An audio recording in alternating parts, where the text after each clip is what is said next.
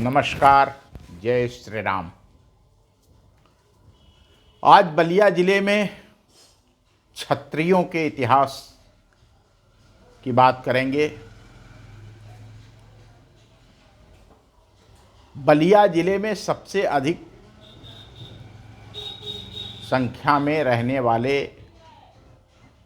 क्षत्रियों में सेंगर वंशीय क्षत्रिय हैं। और आप जानते हैं मर्यादा पुरुषोत्तम प्रभु श्री राम के भांजे हैं सेंगर वंशीय क्षत्रिय। भृगु क्षेत्र में श्रृंगी ऋषि के इस वंश के में स्वामी अमरनाथ बाबा, जिन्हें सरनाथ बाबा कहा जाता है, संत सदाफल देव जी, बुलाकी दास जी, विश्राम दास जी, स्वामी जंगलीनाथ बाबा जैसे अनेक सिद्ध महात्मा हुए ये भगवान श्री राम के भांजों के खानदान में। गंगा, सरयू, तमसा और मगही की धार के मझधार पर बसे विमुक्त तीर्थ बलिया प्राचीन काल से घनघोर जंगल था। यहाँ पर चेर और भर राजा थे। चीनी बौद्ध यात्री फाहियान और ह्वेनसांग के यात्रा वृत्तांत में इसे बृहदकारण्य माने बड़ा सा विशाल जंगल लिखा गया है।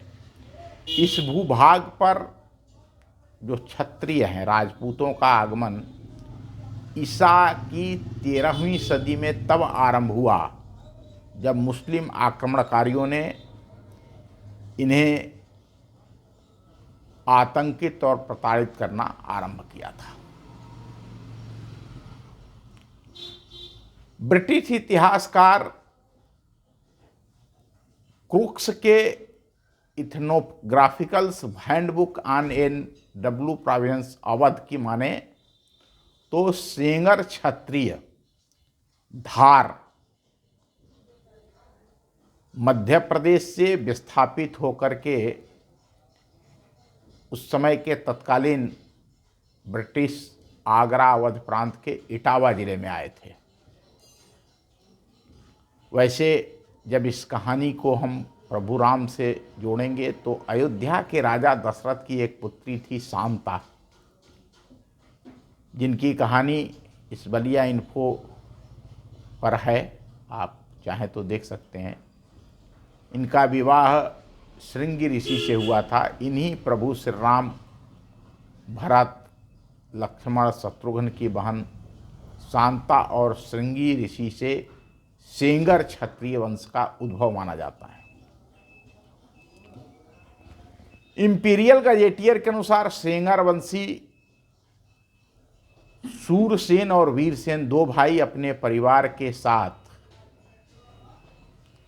150 गीर गायों के साथ इटावा जिले के फूंद में से 16वीं सदी में वर्तमान बलिया जिले के लखनेश्वर डी राज्य में आए थे। उस समय यहाँ पर राजभर राजाओं का राज चल रहा था। इन लोगों ने रतनपुरा के गाढ़ा ताल के समीप अपना पहला पड़ाव डाला। बाबू दुर्गा प्रसाद गुप्त की पुस्तक द बलिया उसके निवासी में राज बहादुर राजभर के द्वारा प्रकाशित एक राजभर पत्रिका के हवाले से लिखा गया है कि राजभर राजा की पुत्री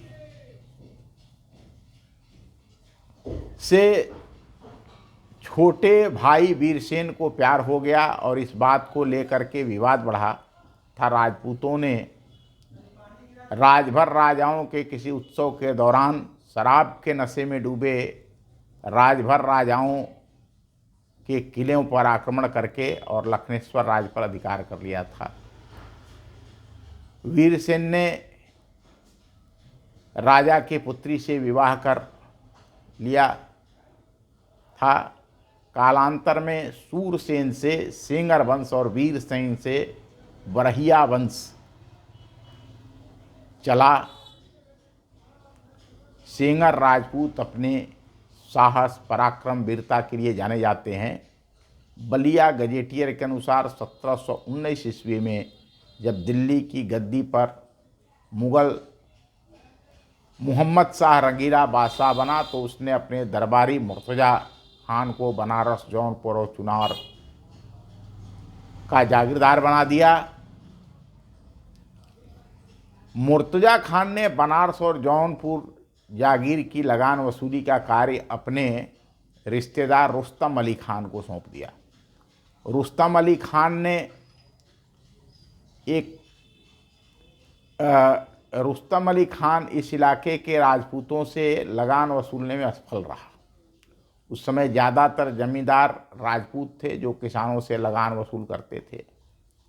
1755 ईस्वी में इनको सबक सिखाने के लिए रुस्तम अली खान एक बड़ी सेना लेकर आया और गणवार के समीप भीषण युद्ध हुआ, जिसमें इतने सिर कटे कि रुस्तम खान ने यहाँ कटे हुए सिरों का एक पिरामिड, एक दहशत बनाने का तरीका था। वो डराना चाहते थे यहाँ के जमींदारों को, और उसने गणवार के अंदर जो वीर बलिदान हुए उनके सिरों का एक पिरामिड बनाया था। अवध के नवाब सादात खां को इस इलाके को पट्टे पर दे दिया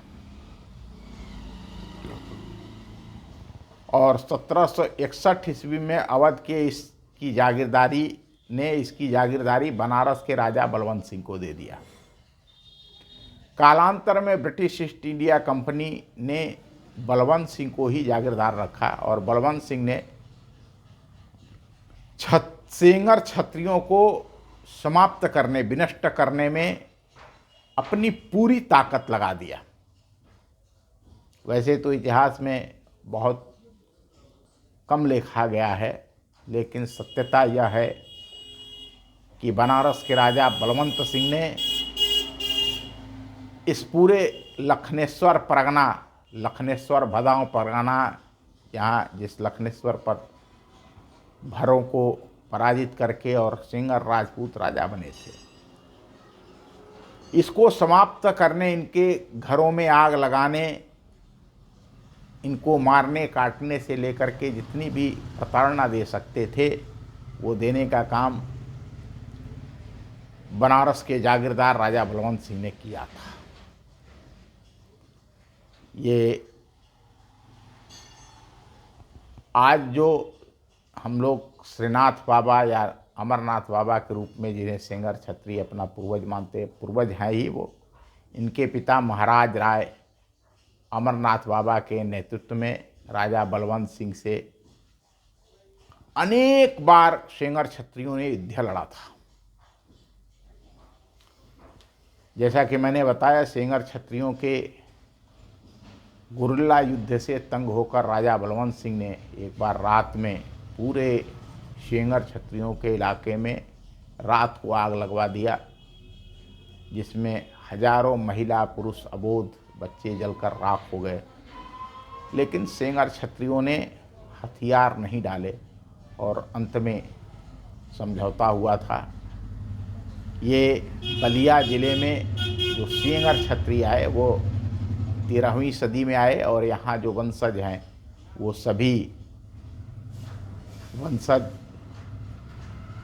जो यहाँ हमने जैसा कि आपको बताया धार से चल के आए सेंगर क्षत्रियों के पूर्वज। और सबसे पहले ये इटावा आए।